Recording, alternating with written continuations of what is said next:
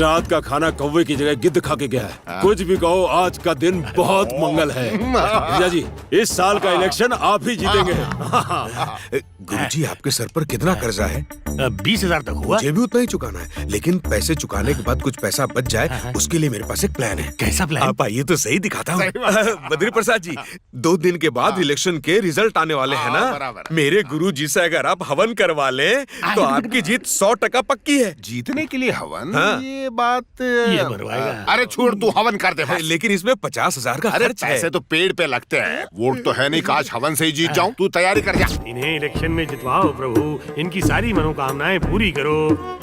जजमान, हवन सुख शांति से पूरा हो गया, हमारी दक्षिणा मिल जाए तो गरम गरम बंडल दे। धन्यवाद। अब आपसे मुलाकात रिजल्ट के बाद होगी। अब हम इनके सीएम बनने के लिए हवन करेंगे। बिल्कुल। रुक जाओ पंडित जी। और दक्षिणा मिलेगी। तुम घर तभी जा पाओगे जब जीजा जी इलेक्शन जीत जाए, और अगर हारे तो सीधा ऊपर। आप क्या करेंगे जूनियर? उम्र भर यहाँ रहे तो हमारी बीवियाँ हमारी शक्ल भूल जाएंगी। आप टेंशन मत लो, मैं यहाँ से निकलने का रास्ता निकाल लूंगा। एक से एक आइडिया है मेरे पास। तेरी आइडिया ने मरवाया है। कमाल कर दिया बेटा, आज तुम्हारी वजह से हम फौजियों को हमारी जमीन वापस मिल गई। कल तक इन सब लोगों ने सिर्फ श्रीमन का नाम सुना था और आज देख भी लिया। तुम हमारे चैनल के लिए काम करते हो, ये हमारे लिए गर्व की बात है। तुम्हें एक खुशखबरी देता हूँ, अब से तुम पद्मश्री कैलाश नारायण के बेटे कहलाओगे। पिता की सफलता बेटे को मुबारक हो। पद्मश्री? अभी अभी मुझे इस बात की खबर मिली है, इस साल के पद्मश्री अवार्ड्स में तुम्हारे पिता का नाम भी शामिल है। शाम तक ऑफिशियल अनाउंसमेंट हो जाएगी। थैंक यू सर, मुझे अभी के अभी जाना होगा। कहाँ जाना है? ये खुशखबरी मैं अपने पिता के साथ बांटना चाहता हूँ। Okay, go ahead. ये सब क्या हो रहा है? ये सजावट, ये तैयारियां किसके लिए? पापा, मुझे नहीं पता, आप भैया से जाके पूछिए, मुझे बहुत सारे काम हैं। ए गोपी, हाँ? अरे तू तो बता, घर में ये सजावट किसके लिए हो रही है? अरे अंकल, पहले से ही दिमाग में बहुत टेंशन है। किस चीज का?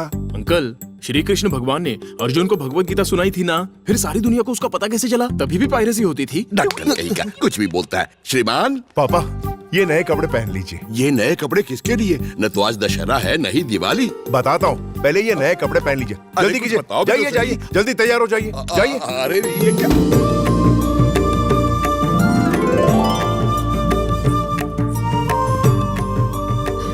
अरे कम से कम तुम तो बताओ, न तुम्हारा जन्मदिन है न मेरा, ये सब किस खुशी में? आज का दिन बहुत खास है। आज आपको नहीं माँ, अगर आपको बता दिया ना तो ये मुझ पर भड़केगा। श्रीमान, टाइम हो गया, टीवी ऑन करो ना। हाँ।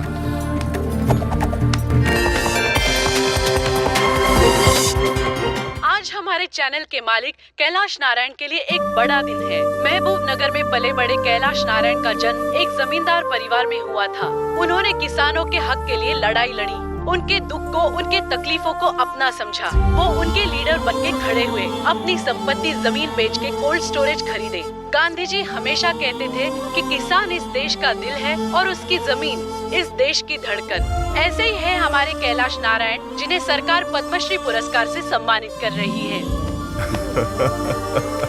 बेटा, पद्मश्री मिलने की खुशी तो है ही, पर सच पूछो तो जब मेरे किसान को सम्मान मिलता है तब जाकर मुझे सच्ची खुशी मिलती है। हाँ, जानती हूँ, आपको किसानों को खुश देखकर खुशी मिलती है और इस नालायक को मारामारी करके लोगों को न्याय दिलाने में।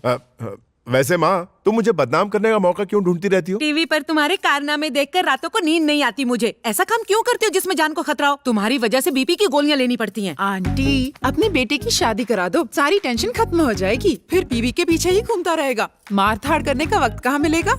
भैया, श्रीमंत की शादी के बारे में क्या सोचा है? मुझे क्या सोचना है? अगर ये हाँ कह दे तो अभी सगाई करवा देता हूँ। अरे सगाई कैसे कर लूं पापा? उसके लिए लड़की चाहिए। अरे भानु, हाँ श्रीमान। तुम्हारी कोई अच्छी फ्रेंड हो तो बताओ। हाँ हाँ, क्यों नहीं। तुम 1 मिनट जरा साइड में आओ, सबसे मिलाती हूँ। रुको, क्या कर रही? अरे तुम्हारा इरादा तो नेक है ना? जब सामने इतनी हसीन लड़की हो तो मेरी फ्रेंड्स का क्या अचार डालोगे? जान ले लूंगी।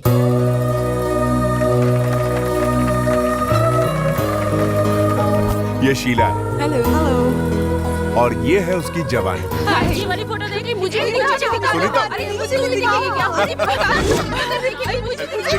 इसके राज की लीला होने से पहले जल्दी से कुछ करना होगा। भानु, तुम्हारे पति का नाम क्या है? तुझे नहीं पता क्या?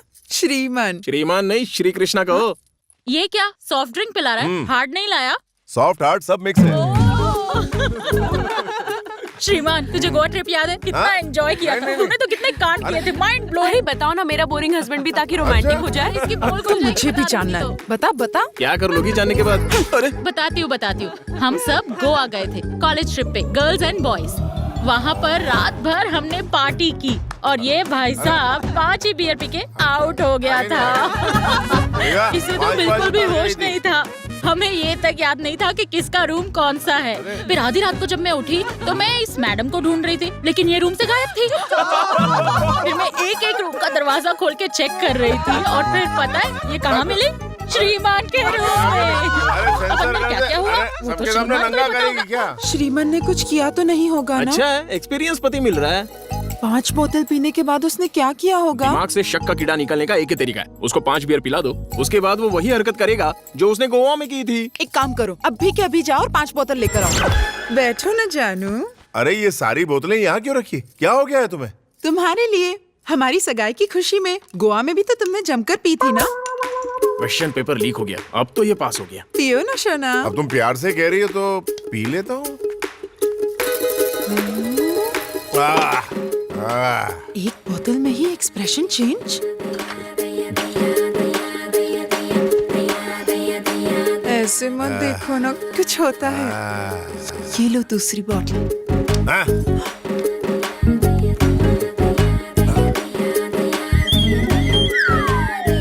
अब तुम ऐसे ऐसे पोज मारोगी तो मुझसे कंट्रोल नहीं होगा। ठरकी अभी से शुरू हो गया। तुम तो एकदम चखना लग रही हो। चख लो। ऐसा मत कहो, शादी के पहले ये सब गलत है। शादी गई तेल लेने। अभी से ही आउट ऑफ कंट्रोल हो रहा है। गोवा में तो इसने हद पार कर दी होगी। जब गाड़ी टॉप गियर में होती है तो ब्रेक नहीं लगती है, दुर्घटना हो जाती है। हाइला, ये तो 9 महीने के लिए गई। ये सब तुम क्या कह रहे हो? मैं गरजने वाला नहीं, बरसने वाला शेर हूँ। दरवाजा क्यों बंद किया? ये सब गलत है। ये सुनने सुनाने का टाइम नहीं है। तू बाकी के ताले खोल डाल और मुंह का ताला बंद कर। रुक जा। सेफ। 5 बोतल पीने के बाद ये तो सो गया। इसका मतलब गोवा में भी कुछ नहीं हुआ होगा। यस।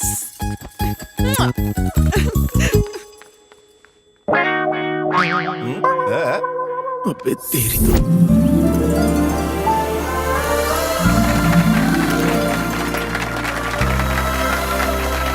माननीय मेहमानों को मेरा नमस्कार। सबसे पहले मैं आदरणीय एग्रीकल्चर मिनिस्टर जनार्दन यादव जी का सम्मान करने के लिए उन्हें स्टेज पर बुलाना चाहूंगा। IG mister Markand, premier bank general manager Rajan Iyer, doctor Shrikant Prasad. हम सब यहाँ इकट्ठा हुए हैं, ये देखकर मैं बहुत खुश हूँ।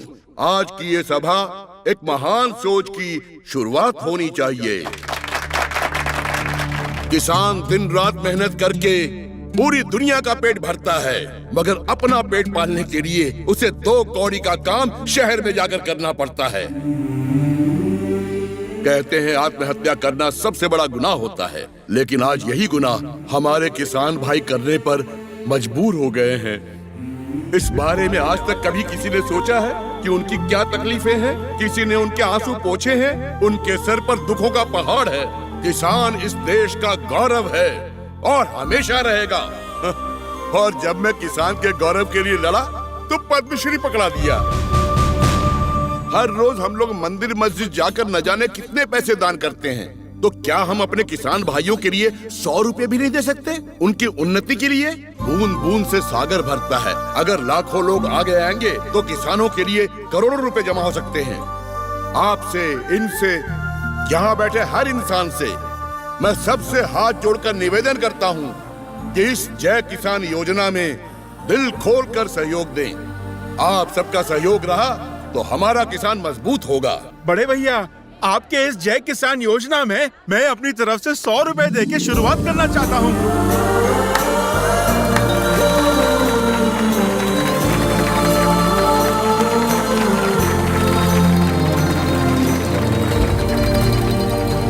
आपके ट्रस्ट के लिए मैं 10,000 रुपए का चेक देना चाहता हूँ, मेरी तरफ से, प्लीज रख लीजिए। नमस्कार। मैं 2 शब्द कहना चाहता हूँ। सभी लोगों को मेरा नमस्कार। प्रीमियर बैंक की तरफ से मैं 25 लाख रुपए देना चाहता हूँ और साथ ही मैं हर एक किसान को बिना इंटरेस्ट के लोन देने की कोशिश करूंगा। लीजिए। मेरी तरफ से ये 1 लाख रुपए का चेक स्वीकार कीजिए। और हाँ, इन गरीब किसानों और उनके परिवार वालों का मैं अपने हॉस्पिटल में मुफ्त इलाज करवाऊंगा। बहुत बहुत धन्यवाद। कैलाश नारायण जी, आपके ट्रस्ट को सरकार की तरफ से जितना बन पड़ेगा उतनी मदद मैं करूंगा।